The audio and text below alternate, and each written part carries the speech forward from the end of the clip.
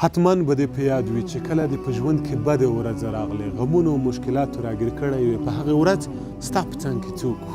په یاد به دې وي دا به دې په یاد وي چې بدون له تا نه بل هېڅوک هم نه و اوس نو په خپلو پښو باندې درېدل زده کړه آفرین دا زده کړه چې په هر کس او ناکس باندې اعتبار ونه کړې ځکه ډېر انسانان باټې او پتاقې وولي خو چې کله په ژوند کې بدې ورځې راشي سړی یوازې پرېږدي په خپلو پښو باندې درېدل زده کړه هر څه دې چې غوښتل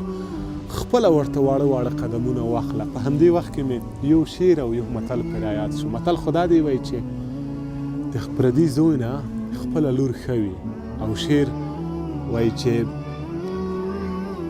ګل په زړه سوری کم د اغزو نه څه ګیله ده خپلو پور وسوم د پردو نه څه ګیله ده زما وروره زما خورې په خپلو پښو باندې درېدل زده کړئ